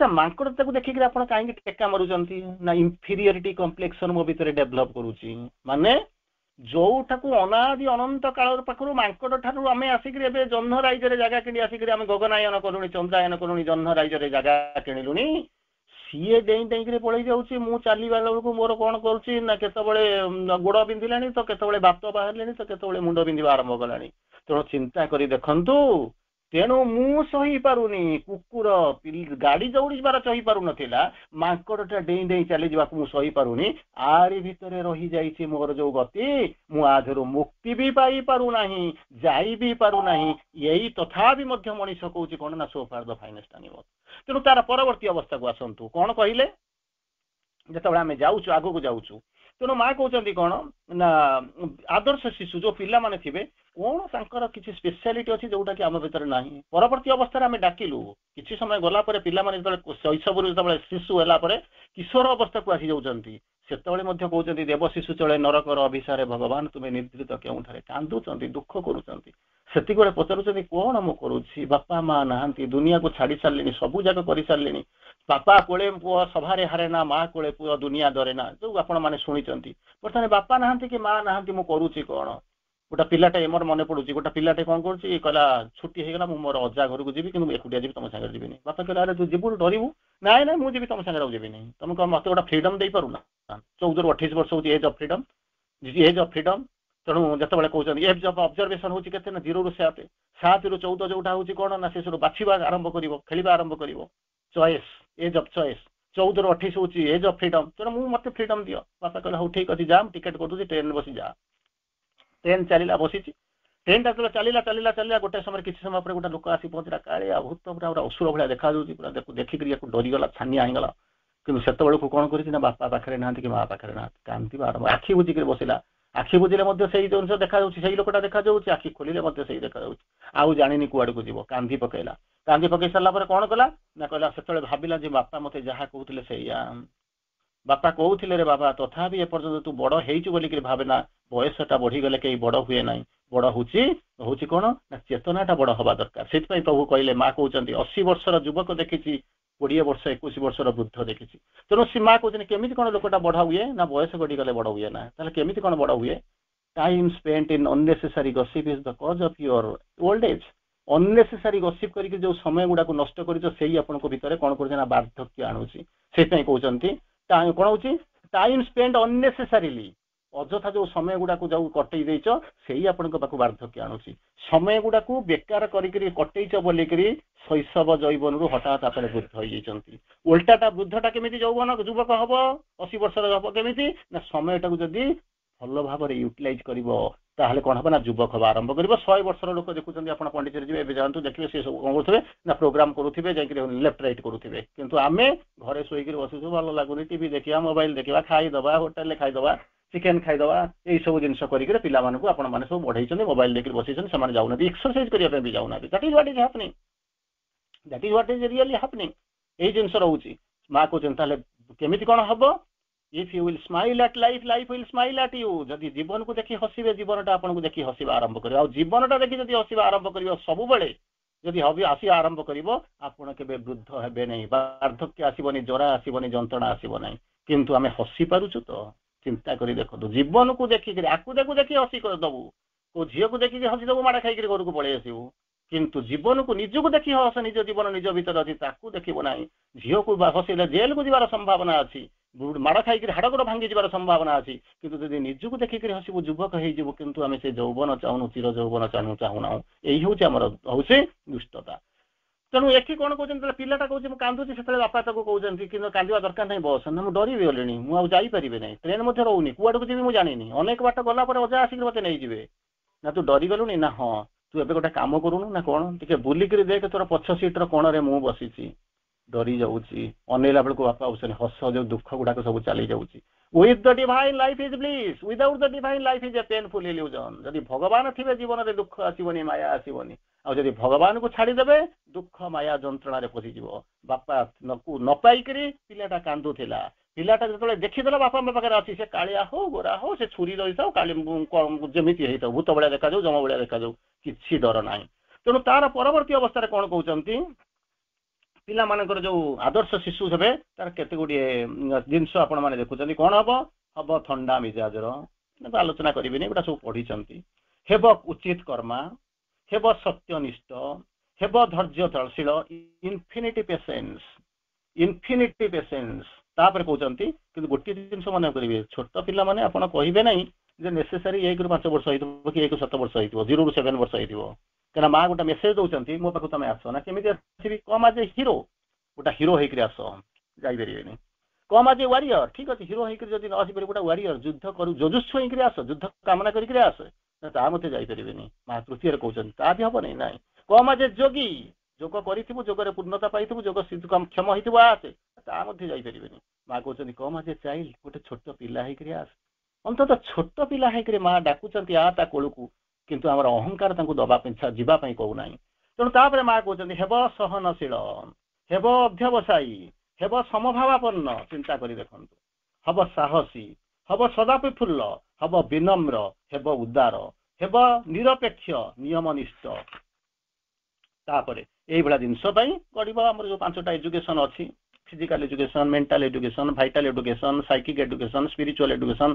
सुप्रामेंटल एजुकेशन मु त आडू जाउनी समय भी आसी करी कबाट ठक ठक करबा आरंभ करानी तेणु सेहि पई से कोन कहउचंती विनम्र हवा आरंभ करिवो मां कहउचनी गोटा जगह रे जने आसी करी पहुंचीबो कहउची मां मु पृथ्वीटा किनिया को चाहूची कला केते पैसा रखिछु पृथ्वीटा किनबो पैसा रखिछु ना हां मो पाके त किछि पैसा नै मु किनिबी ना तथापि मध्य संभव बिना पैसा रे पृथ्वीटा को किनि देबी एमिति संभव ना हां कला मां तू मते ठकुनु तो ना काहे तते ठकेबे रे ना तू कहबो एखने चंद्रमंडल को चली जा सेठी केही गोटे लोक नाती पूरा चंद्रमंडल ता समुद्र किनि दबो मंगल ग्रह को किनि दबो बृहस्पति किनि दबो महाशून्य तो मालिक अरे मु सत्य कम जाई परिबे ओते मिति ठकिबा आरंभ करू कहले नाई रे बापा मु तते सेठी के पठौनी तू एही थाई एही पृथ्वी को किनिबो ना केमिति कोन किनिबी मते टिके कह ना विनम्रता बिना मूल्य रे मिले ता द्वारा सब किछि किनि हुए जति टिके नई जीवु ता द्वारा पृथ्वीटा को जदि किनि जेबो ताले नईबार क्षति कोन ना मु नईबी नाही यही होची मनीष यही नईबी नाही बोली करे चिंता करी जे बोली करे चैत्य सत्ता इंटेलेक्चुअल डेवलपमेंट हे जाउची किंतु से तळकु तळकु चली जाउची हेबो विनम्र हेबो उदार हेबो उचित कर्मा हेबो आज्ञानुवर्ती आउ कोन करिया को पड़िबो हेबो निरपेक्ष हबा आरंभ करिवो तेणु यही बड़ी अवस्था भीतर को जीवा आरंभ करिवो एवं आगु को जीवे तेणु जो पढ़ेबे जो मैंने पढ़ेबे सी हम ना शिक्षक जे शिक्षा दिए सी शिक्षक किंतु से गुरु हो पारे ना गुरु हवाई कौन कर ना 3टा जिनस पाखे कौन करवा एग्जाम्पल इन्फ्लुएंस आउ टीचिंग सबू जाक कैपिटाली लेटर एग्जाम्पल इन्फ्लुएंस आउ टीचिंग पढ़ेबा ऑर्डिनरी पढ़ेबा ना A+B होल स्क्वायर या 2 रे 3 मिसले 5 नुहे टीचिंग आ सेमाने जानिबा दरकार nothing can be taught all is with in किछि पढ़ा जाई परिबो सब जगह तंका भीतर अछि आउ mind must be consulted before teaching पढ़ेबा पड़िबो फ्रॉम नियर टू फार मु जहा अछि ताठर केमिति जीबी मु कोन हबा पई चाहूची एही होची एजुकेशन लक्ष्य टीचर ऑट टू बी ए जोगी हबा को पड़िबो जोगक्षम हबा को पड़िबो जदि जोगी न हबे ताहाले कोन होची पाठ को nothing can be taught all is with in तो शिक्षकଙ୍କର धर्म होची कोन बही खाता खेलाई करी पुलाई खण आनी करी ताकू A+B होल स्क्वायर को खाता लेखा आइछि ता जानिबा दरकार नाही कोन जानिबा दरकार ना तो भीतर जहा संचित होई कि रहिछि ताकू कोन करिवो ना बाहर को आनिबो आ ताकू आनिया पे हेले कोन करिवो ना जोगी न हेले जानि परिबो नाही जोग करिबा को हबो जोगक्षम हबा को पड़िबो तेणु मते कोन करिया को पड़िबो ताकू जोगी हबा पे पड़िबो तार परवर्ती अवस्था रे हमकु आसी करी पहुंचे कोन ना जदि ये हेला शिक्षक कथा गला ये हेला छात्र कथा गला बापा मां कर केमिति कोन हबो आइडियल पेरेंट ताको कोन हबो मां कहउचंती कोन करिया को पड़िबो लाइन गोटे जिंस गोटे किछि लाइन जिंदि कहले कोन करो the best gift someone can give to his child is to educate oneself निजु को आगे पाठ पढ़ाओ योग्य कर तापले कोन करबो ना अन्य मानको पाठ पढ़ेबा को जदि तमे चाहूच तेणु से कहउचंती जो जो जिंस होची if you want to be respected be respectable if you want to be respected be respectable तेणु कौन करिया पड़िबो ना जदि सम्मान आशा करिया को चाहूच ताहले कौन करिया पड़िबो ना निजे सम्मान पाइबा पई योग्य हुओ तेणु यही जो बाहर रही सरफेस रही कौन करिवो दाहा करिवो डू होल हार्टेडली पिला मानको कहबे ठकीबा को चेष्टा करिवो नाही do wholeheartedly no your कौन होची लेजीनेस जदि तुम भीतर किछि अछि निर्मम भाव रे ताकू जाई करी कौन करिवो ना तर्जमा करो आईना आगे ठिया हुओ तर्जमा करो लर्न बाय एक्सपीरियंस ଭାଷଣ ଯୋଉ କହିଦଉଛ ହଜାର ହଜାର ଥର ଆପଣ ଆମେ ଯାଉଛନ୍ତି ଘଣ୍ଟା ଘଣ୍ଟା ଭାଷଣ ଦଉଛନ୍ତି କେତେ ଜଣ ଶୁଣୁଛନ୍ତି, କିନ୍ତୁ ତାକୁ ଭିଜୁଆଲ ମେଥଡରେ ଯଦି ପଢେଇବେ ହଠାତ୍ ମନେ ରହିଯିବ। ଆଉ ତାର ଆହୁରି ଭଲ ହଉଛି କଣ, ଲର୍ନ ବାଇ ଏକ୍ସପେରିଏନ୍ସ। କିଛି ବାଟ ଗଲା ପରେ ତାପରେ ପୁନର୍ବାର ଆପଣ ଯେତେବେଳେ ଯାଇକିରି ପହଞ୍ଚୁଛନ୍ତି କଣ କରୁଛନ୍ତି, କଣ ହଉଛନ୍ତି, ତାକୁ ଯୋଉ ଜିନିଷ ହଉଛନ୍ତି ମଷ୍ଟ ବି ଟଟ୍ କହୁଛନ୍ତି କେମିତି, ଏମଲେସ୍ ଲାଇଫ ଇଜ ଆନ୍ ମେଜରେବଲ ଲାଇଫ। ଜୀବନର ଲକ୍ଷ୍ୟ କଣ ନା ଡାକ୍ତର ଇଞ୍ଜିନିୟର ହେବି। ଆପଣ ମାନଙ୍କୁ ଯେତେବେଳେ ପିଲାଙ୍କୁ ପଚାରିବେ ଜୀବନରେ କଣ ତୋର ଜୀବନର ଲକ୍ଷ୍ୟ ହଉଛି, କଣ କରିବୁ, ନା ମୁଁ ରୂପାନ୍ତରିତ ମନ ପ୍ରାଣ ଶରୀରରେ ଭାଗବତ ପ୍ରାପ୍ତି। ଓ ଯଦି ଏଇଆ ପଢେଇଛ ଜୀବନ ସାରା ପାଠଚକ୍ର କରୁଛ, ତାହେଲେ ଗୋଟିଏ ପିଲା ପାଠଚକ୍ର ସରି ସାରିଲା ପରେ ଇନକ୍ଲୁଡିଂ ୟୁର ଆପଣଙ୍କର ପୁଅ କିମ୍ବା ନାତି ବା ଝିଅ କିମ୍ବା ନାତୁଣୀ, ଗୋଟିଏ ଲୋକ ତ କାହିଁକି ପାଠଚକ୍ରରେ ବସୁନାହାନ୍ତି। ଜୋର ଜୋର ତ ପଢେଇ ଦଉଛୁ, କହି ଦଉଥାଏ କାହିଁକି ନା ଆମେ ହିଁ ଚାହୁଁନୁ। ସେଇଥିପାଇଁ କହୁଛନ୍ତି ବାପ ମା ହିଁ ପ୍ରଥମେ ହଉଛନ୍ତି ଖରାପ। ଯେମିତି କରେ ନା ଓଡିଆରେ ଆପଣଙ୍କର ଗୋଟେ ଢଗ ଥିବ, ଆପଣ ଜାଣିଥିବେ ଜନ୍ମ ହେଇଥିବା ପିଲାଙ୍କର ପ୍ରଥମ ଶତ୍ରୁ ହଉଛି କିଏ, ତା ବାପ ମା। କାହିଁକିନା ସେଇମାନେ ତାକୁ କହନ୍ତି ନା, ମାନେ ଯେମିତି କହିଲେ ନା ସେଇମାନେ ତାକୁ ପ୍ରଥମେ କଣ କରୁଛନ୍ତି, ଯେମିତି ଡାହାଣୀ ଖାଇଗଲା ଭୂତ ଖାଇଗଲା ନୁହେଁ, ସେଇମାନଙ୍କର ଭାଇଟାଲ ଲେବୁଲରେ ଥାଇକି ତାକୁ କଣ କରନ୍ତି ନା ତାରି ଉପରେ ସେମାନଙ୍କର ଖରାପ ଦୃଷ୍ଟି ଯୋଉ ପଡେ, ସିଏ ଖରାପ ଦୃଷ୍ଟି ବୋଲି ଜାଣନ୍ତି ନାହିଁ, କିନ୍ତୁ ତାକୁ ଯାହା ହଉ ସେ ତାକୁ ଏମିତି କଣ ପଡେ। ତେଣୁ ତାପରେ କହୁଛନ୍ତି ନୋ ଭାଉଲେନ୍ସ ନେଭର, କେବେ ଶିଖେଇବ ନାହିଁ, ନୋ ଭାଉଲେନ୍ସ। ତାପରେ ନୋ ସ୍କୋଲ୍ଡିଂ, ପିଲାଙ୍କୁ ଗାଳି ଦବ ନାହିଁ, ନୋ ସ୍କୋଲ୍ଡିଂ। ପ୍ରଥମେ କହୁଥିଲି for God sake don't hammer your child, କେବେ ପିଲାଙ୍କୁ ମାରିବ ନାହିଁ। ତାର ପରବର୍ତ୍ତୀ ଅବସ୍ଥାରେ କହୁଛନ୍ତି କଣ ହଉଛନ୍ତି, ଯଦି there is so little to do, ବହୁତ କମ କରିବାକୁ ଅଛି, କଣ କରିବ, enough to be। ସେଥିପାଇଁ ପ୍ରଥମରୁ ଆପଣଙ୍କୁ କଣ କହିଲେ, to find the divine, to become the divine, to manifest the divine. No words act, ଆଉ ଭାଷଣ ଦେବାର ଆଉ ସମୟ ନାହିଁ, ଜୀବନରେ ପ୍ରତି ମୁହୂର୍ତ୍ତରେ କରିବ। A drop of practice is better than an ocean of theories advices and good resolution. ବାହାରେ ଅନନ୍ତ ସମୁଦ୍ର ପରାଇ ଜିନିଷ ଥୁଆ ହେଇଛି, କିନ୍ତୁ ଆପଣଙ୍କର କାମ ହଉଛି କଣ, ଡ୍ରପ ଅଫ ପ୍ରାକ୍ଟିସ। ଆଜି ଗୋଟିଏ ଦିନ ନୁହେଁ, ଆଜି ଡ୍ରପ, କାଲି 2 ଡ୍ରପ, ତାପରେ 3 ଡ୍ରପ, ତାପରେ 4 ଡ୍ରପ, ପ୍ରତି ମୁହୂର୍ତ୍ତରେ ମଷ୍ଟ ବି ପ୍ରୋଗ୍ରେସିଭ। ତାପରେ କହୁଛନ୍ତି never make mistake, never loose temper, always understand. ଏଇ ସବୁ ଯୋଉ ଜିନିଷ ରହୁଛନ୍ତି, ଏଇ ଜିନିଷ ରଖିବା କଥା। ପିଲାଙ୍କ ଭିତରେ କଣ ଦବ, ଫୋର୍ସ ଦବ। ସେ ଫୋର୍ସ କଣ କରିବା ପାଇଁ, କଣ କାହାକୁ ଯାଇକିରି ବାଡେଇବେ ପିଟିବେ ନା, କଣ କରିବା ପାଇଁ ନା ଗ୍ରୋଥ ପାଇଁ। ଅବଜରଭେସନ ଅପରଚୁନିଟି, ପ୍ରତି ମୁହୂର୍ତ୍ତରେ ସେ ଲକ୍ଷ୍ୟ କରିବେ ପିଲାମାନେ କଣ ହଉଛି, କେମିତି ଘଟୁଛି। କହୁଛନ୍ତି କଣ, ନଟ୍ ଟୁ ଇମ୍ପୋଜ, କିଛି ଜିନିଷ ତାକୁ ନଦୀ ହବ ନା, ଫ୍ରି ଗ୍ରୋଥ ତାକୁ ଦେବେ, ସିଏ ଶିଖୁ, ସିଏ ଯାଉ। କେବଳ ଆପଣ କଣ କରିବେ, ଫ୍ରେଣ୍ଡ ଫିଲୋସଫର ଗାଇଡ, ତାର ବାପା ବୋଲିକରି କହିବେ ନାହିଁ, ତାକୁ ନଦୀ ଦେବେ ନାହିଁ। ତାପରେ କଣ ହଉଛନ୍ତି, ନେଭର ସ୍କୋଲ୍ଡ, ତାକୁ କେବେ ଗାଳି ଦେବେ ନାହିଁ। ତାର ପରବର୍ତ୍ତୀ ଅବସ୍ଥାରେ କହୁଛନ୍ତି ସବୁଠାରୁ ଭଲ ଜିନିଷ ହଉଛି କଣ, ଟୁ ଲଭ, କଣ ହଉଛନ୍ତି, ଟୁ ଲଭ। ସବୁଠାରୁ ଭଲ ଜିନିଷ ପ୍ରେସିୟସ୍ ଗିଫ୍ଟ ହଉଛି କଣ, ତାକୁ ହଉଛନ୍ତି ଦେଇପାରିବେ, ଯୋଉଟା କହୁଛନ୍ତି to learn always, to learn always and everything. ପ୍ରତି ମୁହୂର୍ତ୍ତରେ ନିଜେ ଶିଖିବେ ଏବଂ ତାକୁ ଶିଖେଇବାର ସାହାଯ୍ୟ କରିବେ। ଏଇ ଯୋଉ ଜିନିଷ ଯେପର୍ଯ୍ୟନ୍ତ ନଥିବ ଆପଣ ପିଲାଙ୍କୁ ବଢେଇ ପାରିବେନି। ତାର ପରବର୍ତ୍ତୀ ହଉଛନ୍ତି not to tell a lie, ନିଜେ ମିଛ କହୁଥିବେ ଦେଖିବାକୁ ପିଲାକୁ ଦଉଥିବେ, ମିଛ କହିବୁ ନାହିଁ। ବାପା ଜଣେ ଆସିକି ପଚାରିଲେ ତୋର ବାପା ଘରେ ଅଛନ୍ତି କି ନାହିଁ, ତୋର ଯାଇକି ପଚାରିବ ବାପା ସେ ଲୋକ ଆସନ୍ତି ନା, ଯାହା କହିବୁ ମୁଁ ଘରେ ନାହିଁ। ସିଏ ଯାଇଙ୍କର ବାପା ଘରେ ନାହିଁ, ତୁ ଯାହା କିଏ କହିଲା ନା ବାପା କହିଲେ ବାପା ଘରେ ନାହାନ୍ତି। ଆରେ ତୁ ସେ ପିଲାଟା ବଡ ହେଇଗଲା ପରେ କହିବ ବାପା ତମେ ତ ମିଛ କହୁଥିଲ, ତମେ ତ ମିଛ କହୁଥିଲ, ଆଉ ମତେ ମିଛ କହିବା ପାଇଁ କାହିଁ ମନା କରୁଛ। କେବଳ ତାକୁ କେବେ ତା ମୁଣ୍ଡରେ ନେଗେଟିଭ କହିବେ, ସବୁବେଳେ ତା ପିଲାଙ୍କୁ ଆରମ୍ଭ କରିବେ ପଜିଟିଭ କହିବେ। ସତ୍ୟ କହ କୁହ, ଯେତେବେଳେ କହିବ ମିଛ କହିବି ନାହିଁ, ମିଛ କହିବା ନାହିଁ ମାନେ ସତ କୁହ। ଆପଣ ଭାବନ୍ତି ନାହିଁ ମିଛ କହିବାକୁ, ପିଲାଟା ସତକୁ ଧରିବ ନାହିଁ। ଯେତେବେଳେ ସେ କଣ କରିବ ନା ମିଛଟା କଣ ସେ ଆଗେ ଦେଖି ସାରେ, ବୁଝି ସାରେ, ତାପରେ କଣ ହବ ନା ସତ କହିବ। ଅନେକ ଜିନିଷ ଅଛି, ମୁଁ ସାରିବାକୁ ଯିବ, ଖାଲି ଗୋଟେ ଛୋଟିଆ କଥା କହିଦଉଛି ବନ୍ଦ କରୁଛି। ବହୁତ ବିରାଟ ଇଏ ଜିନିଷ, ତାପରେ ମୋର କେବେ ସରେ ନାହିଁ, ତେଣୁ ସରିବାର କିଛି ସମ୍ଭାବନା ନାହିଁ। ମୁଁ କେବଳ ଆପଣଙ୍କୁ ଫ୍ୟୁ ଲାଇନ୍ସ ଗୋଟେ କଥା କହି ସାରି ଦଉଛି। ମୁଁ ଯେତେବେଳେ ଘର ପାଖରେ ରହୁଥିଲି, ଲୋକ ଥିଲା, ତାର ପୁଅ ସେତେବେଳେ ସେ ଏକ୍ସପେକ୍ଟ କରୁଥିଲା ବେଷ୍ଟ ଟେନ୍ଥ ପାଇବ ବୋଲିକିରି। ସେକେଣ୍ଡ ଦିନ ପରୀକ୍ଷା ଦେଇକିରି କୁଆଡେ ହଜିଗଲା। ସିଏ ଚାକିରି କରୁଥିଲା, ତାଙ୍କ ମିସେସ୍ କଣ କଲେ, ସେତେବେଳେ ତ ଫୋନ ପ୍ରୋବ୍ଲେମ ଥିଲା, ଯାହା ଖବର ପଠେଇଲେ ପୁଅ କୁଆଡେ ଆସିନି ଏପର୍ଯ୍ୟନ୍ତ। ବାପ ଟେନସନରେ ଆସିକି ଖୋଜାଖୋଜି କଲା, କୋଉଠି ପାଇଲା ନା, 2 ଦିନ ପରେ ପୁଅ ଆସିଲା, ବାଡିଆ ପିଟା କଲା, ଯାହା ଯେମିତି ହେଇଥିବା କଥା ହେଇଥିବ। ମନ ଦୁଃଖ କଲା। ଗୋଟେ ଜାଗାରେ ଯାଇକି ଗୋଟେ କୁଜଙ୍ଗ ପାଖରେ ଗୋଟେ ବଡ ହାଇସ୍କୁଲ ଅଛି, ସେଇଥିରେ ସେ କଣ କରୁଛି, ଗୋଟେ ସେ ଯୋଉ ସିମେଣ୍ଟ ଚୌକି ଗୁଡା ପଡିଥିଲା, ସିଏ ସେଠି କଣ ବସିଛନ୍ତି। ସେଇଠି ଦେଖିଲେ ତା ପୁଅର ଯୋଉ ନେକ୍ସଟ ବ୍ୟାଚ୍, ଇଏ 10ମ ଶ୍ରେଣୀ 9ମ ଶ୍ରେଣୀର ଯିଏ ଫାଷ୍ଟ ପିଲାଟା, ସେ ସେଇଠି ଆଉ ଗୋଟେ ବେଞ୍ଚରେ ବସିଛି। ଇଏ ସେଠୁ ତାକୁ ଡାକିଲା, ଡାକିକିରି ତାକୁ ଖାଇବା ପିଇବା ପାଇଁ ଦେଲା। ସେଠି ଗୋଟେ ଛୋଟ ଦୋକାନ ଥିଲା, ତାକୁ ଜଳିକା ଫଳିକା କଣ ଖାଇବା ପାଇଁ ଦେଲା। ଖାଇକି ତାକୁ କହିଲା ବାପାରେ ନା କଣ ତୁ ଗୋଟେ କାମ କରିବୁ ନା କଣ, ତୁ ଭଲ ପଢୁଛୁ, ଜୀବନରେ ମଣିଷ ହବୁ, ଏମିତି ହବୁ ସେମିତି ହବୁ, ମୋ ପୁଅ ତ ଯାହା ଯେମିତି ଗଲା। ଆଉ ତୁ ଜୀବନରେ ବାହା ହବୁ ନାହିଁ। ସେ ସେଠୁ ସାଙ୍ଗେ ସାଙ୍ଗେ ପଚାରୁଛି କାହିଁକି ବାହା ହେବି ନା ବୋଲି କହୁଛ? ନା ବାହା ହବା, ଘର ସଂସାର, ଇଏ ସିଏ ବହୁତ କଷ୍ଟ, ଜୀବନ ଏମିତି ଖରାପ ହେଇଯିବୁ, ଇଏ କରିବୁ ସେ କରିବୁ, ବହୁତ ଜିନିଷ ବୁଝେଇଲା। ଭାବିଲା ବୋଧେ ଏ କଥା କହିଲା ମାନେ ତା ସେ ଯୋଉ ପୁଅର ଯୋଉ ପିଲାଟା ବୋଧେ ଶୁଣିବ। ସେ ଶୁଣିକିନି କହିଲା ଆପଣ କେମିତି ଜାଣିଲେ? ନା ମୁଁ ଜୀବନରେ ଅନୁଭବ କରୁଛି ମୋ ପିଲା ବସଷ୍ଟାଣ୍ଡ ପାଇବା କଥା, ତୋରି କ୍ଲାସ ଉପରେ ବ୍ୟାଚ୍ ଫାଷ୍ଟ ହେଇଥିଲା, ଲୁଚିକି ପଳେଇଲାଣି, ଏବେ କଷ୍ଟ ପାଉଛି। ସେ ସେଠୁ ସାଙ୍ଗେ ସାଙ୍ଗେ ସେ ପିଲାଟା କହୁଛି ଅଙ୍କଲ ତମ ପିଲାଟା ସିନା ଖରାପ ହେଲା, ବାହାଘରଟା ସିନା ତମକୁ ଠିକ ଭାବରେ ସୁଟ୍ କଲା ନା, ତା ମାନେ ସମସ୍ତଙ୍କୁ ସୁଟ୍ କରିବନି କିଛି ମାନେ ଅଛି।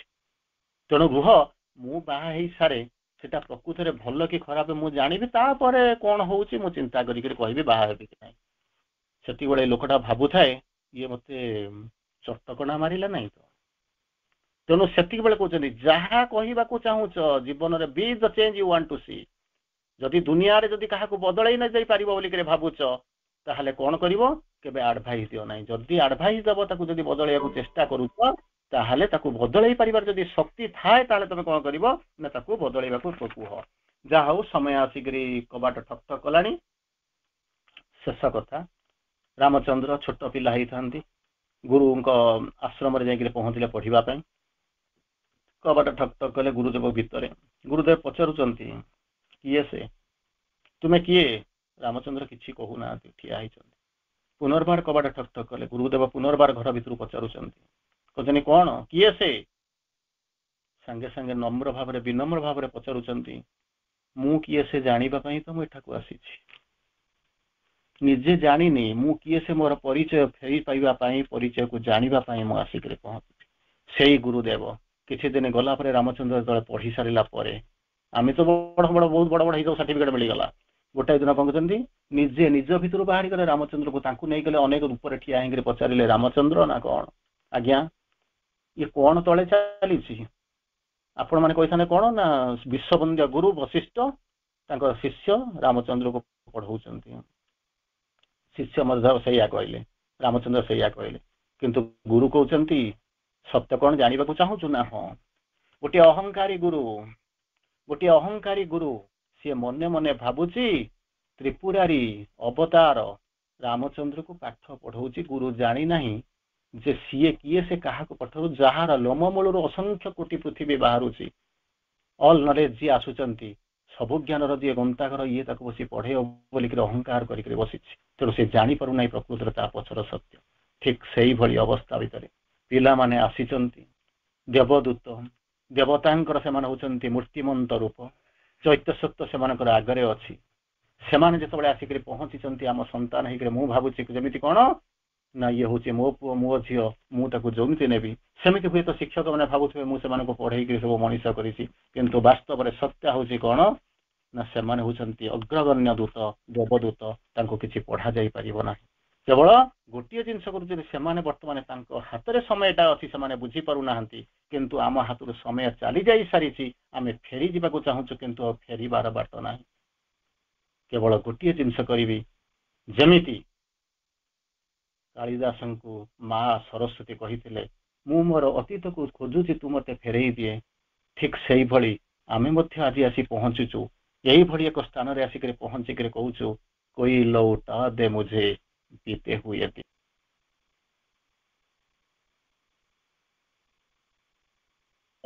ହଜିଲା ସେଇ ଅତୀତକୁ, ହଜିଲା ମୋର ଯୋଉ ବାଲ୍ୟ କାଳକୁ କେହି ଜଣେ ତ ଫେରେଇ ଦବ। ଅନ୍ତତଃ ଆମକୁ ତ କିଏ ଫେରେଇ ଦବ ମୁଁ କହିବି ନାହିଁ, କିନ୍ତୁ ଆପଣ ଚାହିଁଲେ ସମସ୍ତେ ଯୁବକ ଶୈଶବ ଯୌବକ ହେଇକରି ବୃଦ୍ଧା ହେଇଯାଆନ୍ତି, ବୃଦ୍ଧା ହେଇଯାଆନ୍ତି, କିନ୍ତୁ ଆପଣ ମଧ୍ୟ ବୃଦ୍ଧା ଯୁବକ ହେଇଯିବେ ଯଦି ଜୀବନକୁ ଦେଖି ଜୀବନ ନିରନ୍ତର ଭାବରେ ହସିବା ଆରମ୍ଭ କରିବେ, ଆଉ ଯଦି ଭଗବାନ ଆପଣଙ୍କ ପାଖରେ ଥିବେ। ତେଣୁ ଆସନ୍ତୁ ଏହି ସୁନ୍ଦର ସନ୍ଧ୍ୟାରେ ଅନ୍ତତଃ ସେଇ ଚିର ଯୌବନ ପ୍ରାପ୍ତ କରିବାକୁ, ଅତୀତକୁ ଫେରିବା ପାଇଁ ଆମେ ଅନ୍ତତଃ ଚେଷ୍ଟା କରିବା, ପ୍ରୟାସ କରିବା। All can be done if the God touches them।